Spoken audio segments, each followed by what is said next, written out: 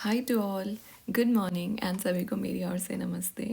Welcome back to this new video. और इस video का हमारा जो मेन मकसद है that is we are going to study William Wordsworth. William Wordsworth का नाम तो सबने सुना ही होगा। तो we are going to start with William Wordsworth, और इस वीडियो में स्पेसिफिकली हम विलियम वर्ड्सवर्थ की लाइफ और उनके कुछ इम्पॉर्टेंट वर्क्स हैं उनके नाम बस समझेंगे। और जो बाकी उनकी पोएम्स हैं जो बहुत डिटेल में करनी है that I will tell you कौन सी डिटेल में करनी है, and the detailed poem videos separate आएंगी। तो चलिए फिर शुरू करते हैं। सो विलियम वर्ड्सवर्थ जो हैं बहुत ही ज़्यादा very very important, he is very very very very important poet from the romantic as. कौन सी एज से बिलोंग करते हैं वो? Romantic as. ये याद करना है आपने। रोमांटिक पोएट थे इंग्लिश में, यानी कि इंग्लैंड में उनका जन्म हुआ था। And he is also known as a great critic. Critic का मतलब होता है, तब हम लिटरेरी क्रिटिसिज्म पढ़ते हैं तो हम वहाँ पर भी विलियम वर्ड्सवर्थ को पढ़ेंगे। क्रिटिक का बेसिकली मतलब क्या है कि जो बाकी चीज़ों को पढ़े और फिर बताए कि भाई ऐसे ऐसे लिखना चाहिए, ये कमियां हैं, बाकी राइटर्स ऐसे ऐसे लिखते हैं या बाकी पोएट्स ऐसे ऐसे लिखते हैं, ठीक है। तो that is called as a critic, criticism. इनका जो ईयर है this is again very very important. 1770 में इनका जन्म होता है और 1850 में ही डाइड। और ये पेपर में पूछा जाता है कि William Wordsworth was born in which year, तो he was born in 1770 and he died in which year? 1850। Okay, I would also want to say एक और चीज़ कि जब मैं पढ़ा रही हूँ साथ में, तो साथ में कॉपी रखो और उसके अंदर ऐसे नोट करते जाओ चीज़ें कि जैसे भाई रोमांटिक पोएट हो गए, क्रिटिक हो गए, जन्म होता है उनका 1770 में, मर जाते हैं वो 1850 में। तो ऐसे ना सारी डिटेल्स आपको याद रहेंगी, क्योंकि बहुत सारी चीज़ें होती हैं याद करने के लिए और हम नहीं कर पाएंगे याद। ऐसा ह्यूमन टेंडेंसी, नहीं हो पाती उतनी चीज़ें याद। तो कॉन्शियसली एक्टिवली अपने दिमाग को दौड़ाते रहना है, ऐसे नहीं कि कहीं और ध्यान लगा करके बैठे हुए हो। Next is that he was born at Cockermouth England. तो उनका जन्म कहाँ होता है? कॉकर माउथ नदी के पास। और जो जगह का नाम था that was called as Lake District. तो ये बहुत ही ज़्यादा नेचर में इनका जन्म होता है। जब किसी इंसान का ऐसे इस तरीके के इन्वायरमेंट में जन्म होता है तो आप सोच सकते हो उन पर कैसा इम्पैक्ट होगा। उन्हें नेचर बहुत ही ज़्यादा अच्छा लगेगा, मतलब उन्हें आदत हो गई है सुकून में रहने की। He also had a great bond with his sister. उनकी जो बहन है उसका नाम पूछा जाता है डोरोथी वर्ड्सवर्थ, ठीक है। ये वाइफ का नाम नहीं है बल्कि ये किसका नाम है? उसकी बहन का नाम है। क्या नाम है बहन का? Dorothy. Dorothy Wordsworth is the name of his sister. He was sent to Hawkshead grammar school in Lancashire, ठीक है। तो कौन से स्कूल में इन्होंने पढ़ाई करी है? कोई भाई ग्रामर स्कूल में पढ़ाई करी है। तो इतने से याद रखोगे तो याद आ जाएगा, हॉकशीड ग्रामर स्कूल ऐसे कोई नाम है जिसमें उन्होंने पढ़ाई करी है। अब इनकी जो वाइफ है उसका क्या नाम था? मैरी, ठीक है। मैरी मतलब शादी कर ली। शादी किससे कर ली? मैरी से ही कर ली, ठीक है। सो he married Mary Hutchinson, okay, जो इनकी बचपन की फ्रेंड थी और इन्होंने फिर उससे शादी कर ली बाद में। ना this statement is very very very important. अब यहाँ पर जैसे हमने देखा कि उनका जन्म होता है लेक डिस्ट्रिक्ट में, है ना। अब वर्ड्सवर्थ एक बात बोलते हैं that he said he grew up fostered alike by beauty and fear. मतलब जब वो बड़े हो रहे थे तो वो बता रहे हैं कि भाई उन्हें सुंदरता भी लुभाती थी नेचर की, और उन्हें नेचर से बहुत ज़्यादा डर भी लगता था। सपोज एक एग्जाम्पल लेते हैं, जैसे कि मान लो कि कोई केरला विजिट कर रहा है या कोई वैष्णो देवी जा रहा है। तो जब हम वैष्णो देवी या कहीं ऐसे पहाड़ों में जा रहे होते हैं तो हम बीच में रुकते हैं और हम देखते हैं कि इतना सुंदर है नेचर, मतलब कितना सुंदर। और फिर थोड़ी देर बाद हम ये भी सोचते हैं कि भाई साहब आप तो चींटी के बराबर भी नहीं हो नेचर के आगे, है ना। तो सेम थिंग विलियम वर्ड्सवर्थ बोलना चाह रहे हैं कि he grew up fostered alike by beauty and the fear. तो ये स्टेटमेंट अगर आ जाए, कोई पूछ ले, तो आप बता दोगे फटाफट से नेचर पोएट विलियम वर्ड्सवर्थ, उन्होंने बोला था। Next is very very very very important. He wrote a work which is called as the prelude, या फिर ग्रोथ ऑफ पोएट्स माइंड, या फिर it is also called as an autobiographical poem. अब तीनों नाम में से वो कुछ भी बोल दे तो हमें पता होना चाहिए कि भाई ये विलियम वर्ड्सवर्थ ने लिखा है। एक्चुअली वो अपनी ऑटोबायोग्राफी पे वर्क कर रहे थे, लेकिन उनकी अचानक से मौत हो जाती है। जब वो मर जाते हैं तो वो टाइटल भी नहीं लिखा उन्होंने, वो मतलब उन्होंने वर्क स्टार्ट कर दिया, टाइटल वो लिखना भूल गए। तो उनकी जो वाइफ थी ना मैरी, उन्होंने इसको टाइटल दिया। So this is called as the prelude. अब वो पूछेंगे क्वेश्चन कैसे कि भाई ऑटोबायोग्राफिकल पोएम थी एक विलियम वर्ड्सवर्थ की, उसका नाम आप हमें बता दोगे? तो हम फटाफट बता देंगे भाई उसका नाम तो प्रिल्यूड है, प्रिल्यूड।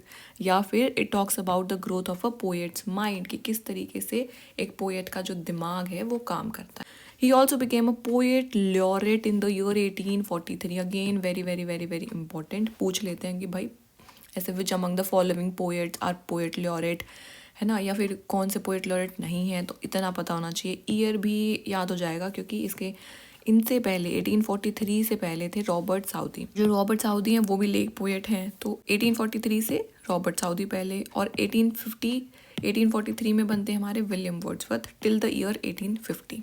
अब ये जब यहाँ पर कॉलेज में जा रहे थे, कैम्ब्रिज में इन्होंने अपनी पढ़ाई करी, उसके बाद इन्होंने कुछ लाइंस बोली। द प्रिल्यूड क्या है इनका, ऑटोबायोग्राफी। अब इन्हीं ऑटोबायोग्राफी में ही बताएंगे ना कि भाई मैं ये सोचता था, मैंने ये किया वो किया, तो उसमें एक ये बात बोलते हैं दैट आई हैड मेलनकली थॉट्स, मुझे बहुत ही मेलनकली मतलब उदासी वाले थॉट्स आते थे।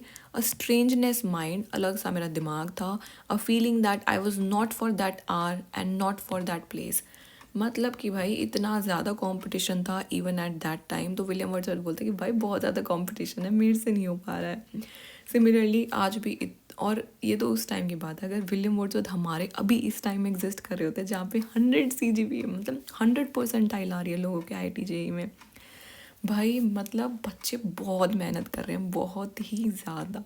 कई बार तो मुझे लगता पता नहीं रोबोट बन गए हैं क्या सब लोग, ठीक है। तो वो बोलते हैं कि भाई I was not for that hour, मुझसे नहीं हो रही होती पढ़ाई, ना मेरा दिमाग हो रहा है चल रहा उतना, और इतने कंपटीशन में तो मैं सर्वाइव ही नहीं कर पा रहा हूँ। और ये सारी बातें वो किस में बोलते हैं, द प्रिल्यूड। क्या थी the prelude, growth of a poet's mind and which is an autobiographical poem.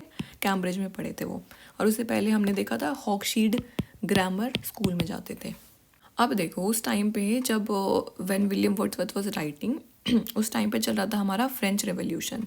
अब फ्रेंच रेवोल्यूशन में आइडियाज़ चल रहे थे हमारे, लिबर्टी, फ्रेटर्निटी, है ना, ये सारे आइडियाज़ वहाँ पर रिवॉल्व हो रहे थे। And he went on a walking tour, वो चलते चलते भाई इंग्लैंड से चलते चलते फ्रांस पहुँच गए हैं, और वहाँ पर देख रहे हैं पूरा, मतलब उन्होंने पूरा विटनेस किया फ्रेंच रेवोल्यूशन। वहाँ से अब जब कोई इंसान ऐसे फ्रेंच रेवोल्यूशन में जाएगा तो उसके विचार कैसे हो जाएंगे, बहुत ही ओपन माइंडेड इंसान हो जाएगा, है ना। हमारे सराउंडिंग्स का हमारे विचारों पर बहुत ज़्यादा इन्फ्लुएंस होता है, वो इंडिविजुअलिज्म में विश्वास रखने लग गए। फिर वहाँ पे उन्हें एक वुमेन मिलती है who is unit Velan. Unit Velan एक फ्रेंच वूमेन है, वहाँ पे उन्हें उनसे प्यार हो जाता है, वो उनसे वहाँ पे शादी कर लेते हैं, फिर उनका एक बच्चा हो जाता है। लेकिन वहाँ पर अब वॉर हो गया और वो उसे वापस नहीं लेकर आ सके, तो वो अपनी वाइफ और बच्चे को वहीं छोड़ करके खुद वापस इंग्लैंड में आ गई। और उनकी बहन का नाम था डोरोथी, ठीक है। ये तीनों नाम बहुत इंपॉर्टेंट है। अब उनके आते हैं मित्र, ठीक है, उनके फ्रेंड, जैसे हम सबके दोस्त होते हैं, पर आजकल मेजॉरिटी ऑफ द पीपल के लोग दोस्त नहीं होते हैं। पता नहीं लोगों को क्यों इतना अकेला रहना पसंद है, या मतलब डिटियोरेट होती जा रही है ह्यूमैनिटी, है ही नहीं, बची ही नहीं है। तो उनके जो फ्रेंड थे वो थे एस.टी. कॉलरिज। एस.टी. कॉलरिज मतलब सैमुअल टेलर कॉलरिज, जिन्होंने वो वाली पोएम लिखी, water water everywhere not a single drop to drink वाली लाइन्स है जिसमें से। So this is Samuel Taylor Coleridge, और ये इनके बेस्ट फ्रेंड थे विलियम वर्ड्सवर्थ के। इन दोनों ने मिल करके क्या लिखा, लिरिकल बैलेड्स। दोनों ने मिलकर के लिखा है lyrical ballads, and this was publish in the year 1798, ठीक है। अब यहाँ पर 3 ईयर याद रखने, 1798, 1800 और 1802। इसमें मैं बताऊंगी क्या क्या होता है, ठीक है। 2-2 साल का गैप है, ये तीनों सीक्वेंस में ही लर्न करने आपने। क्या हो गए हमारे, बोलो ऐसे, 1798, फिर है हमारा 1800, और फिर क्या है 1802, ज़ोर ज़ोर से बोल के याद करना है। सो this is lyrical ballad 1798, William Wordsworth, ST. Coleridge. Next इसमें हमने एक चीज़ और देखनी है, वो ऐसे पूछते हैं कि विच among the following is not a lake poet, है ना। 4 पोएट के नाम दे दिए, 3 तो हमने पता होने चाहिए भाई ये लेक पोएट है, इसके अलावा और कोई लेक पोएट नहीं है। तो एक तो विलियम वर्ड्सवर्थ हो गए, फिर उनके फ्रेंड हो गए एस.टी. कॉलरिज, और तीसरा जो इंसान है दैट इज़ रॉबर्ट साउदी। और रॉबर्ट साउदी के बारे में मैंने एक बात बताई कि वो क्या बनते हैं, पोएट लॉरेट। और तीनों के दिनों पे फ्रेंच रेवोल्यूशन का बहुत ज़्यादा इम्पैक्ट था। नेक्स्ट यहाँ पर एक स्टेटमेंट है जो कि मैथ्यू आर्नोल्ड ने बोली है, किसके लिए बोली है, ये विलियम वर्ड्सवर्थ के लिए बोली है, ठीक है। अब वो विलियम वर्ड्सवर्थ के लिए एक बात बोलते हैं that he is not fully recognised at home, he is not recognised at all abroad. मतलब ना उनको घर में कोई अच्छे से जानता है, ना उनको बाहर कोई अच्छे से जानता है। तो ये छवि बता रहे हैं मैथ्यू आर्नोल्ड, बहुत बड़े क्रिटिक हैं ये भी। और फिर आगे क्या बोलते हैं कि भाई पर मैं तो विलियम वर्ड्सवर्थ की इतनी तारीफ़ करता हूँ, लेकिन उनसे पहले मैं विलियम शेक्सपियर और जॉन मिल्टन की तारीफ़ करता हूँ।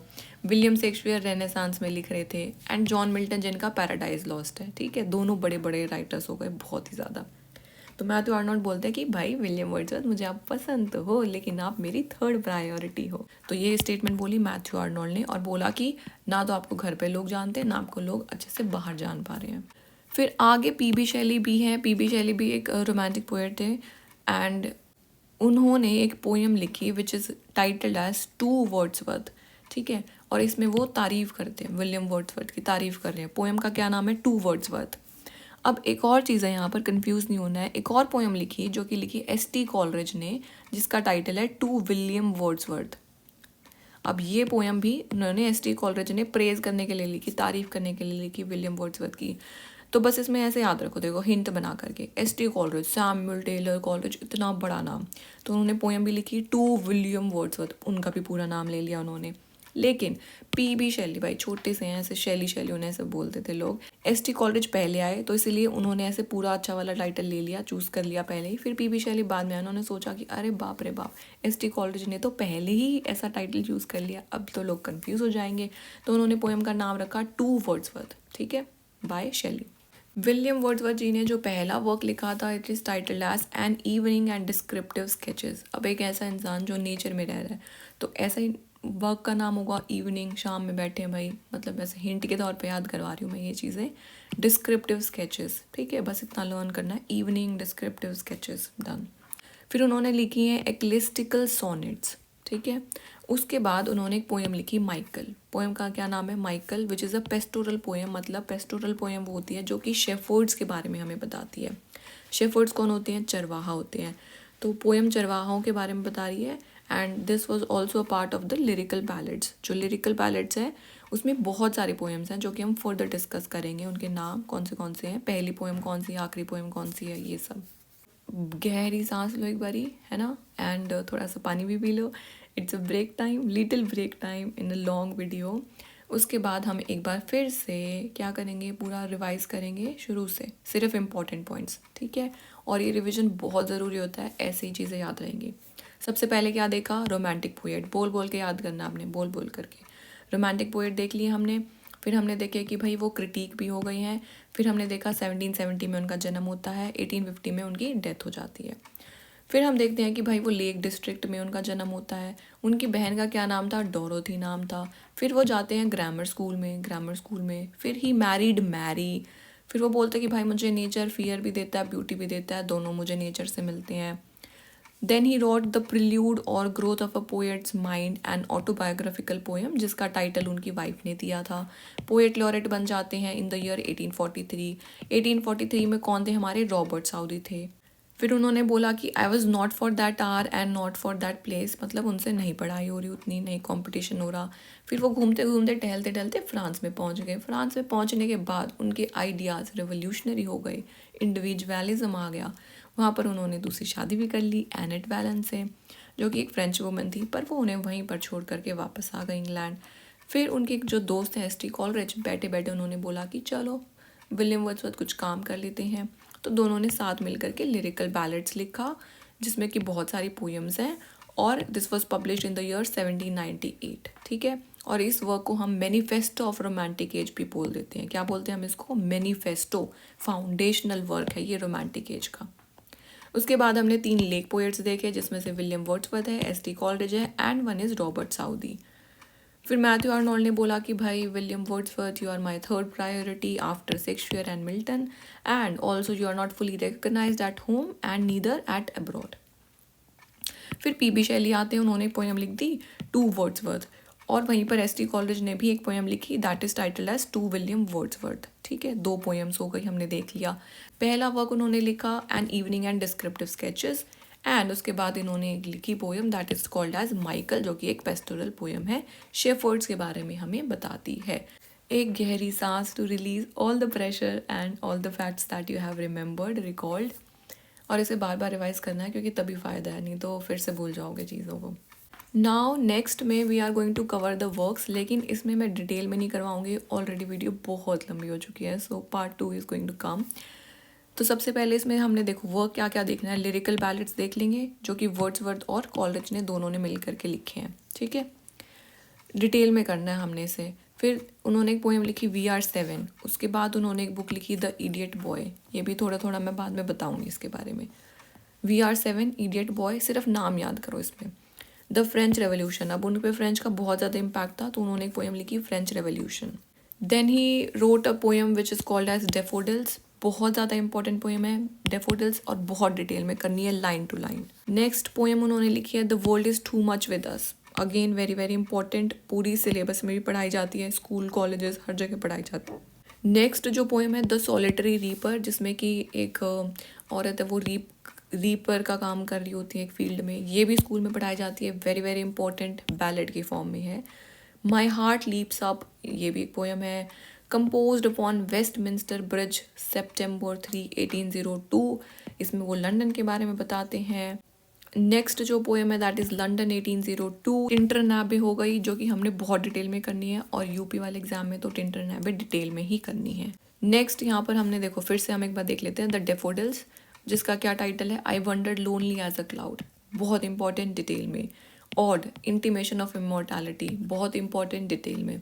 लंदन 1802, जिसमें कि वो बैड इन्वायरमेंट के बारे में बता रहे हैं लंदन के, तो ऐसे क्वेश्चन पूछ लेते हैं कि भाई जो लंदन 1802 पोएम है ना वो लिखी तो विलियम वर्ड्सवर्थ ने थी, क्या आप हमें बता सकते हो उसमें वो लंदन की तारीफ़ कर रहे हैं? और हम सोचते हैं कि भाई हाँ उन्होंने अपने वहाँ के बारे में लिखी है तो वो तारीफ़ ही कर रहे होंगे, नहीं कर रहे तारीफ़। नेक्स्ट पोएम है the world is too much with us, the solitary reaper, resolution and independence, और इसका जो टाइटल है लीच गैदरर मतलब जो जानवरों में से लीच निकालते हैं, that is called as leech gatherer, उसके बारे में पोएम है। नेक्स्ट पोएम है माई हार्ट लीप्स अप, और उसके बाद है composed upon Westminster bridge 1802।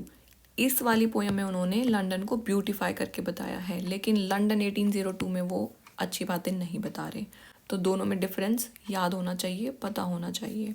Next भी यहाँ पर कुछ वर्क्स हैं, पर this we are going to discuss in the next video. एक और उनका जो वर्क है which is titled as the recluse, इसके बारे में भी हम पढ़ेंगे, इनकम्प्लीट वर्क है ये भी। फिर द प्रिल्यूड मैंने बता ही दिया था कि ये एक ग्रोथ ऑफ पोएट्स माइंड है, ऑटोबायोग्राफिकल पोएम है, इसके बारे में भी हम थोड़ा डिटेल में बाद में पढ़ेंगे।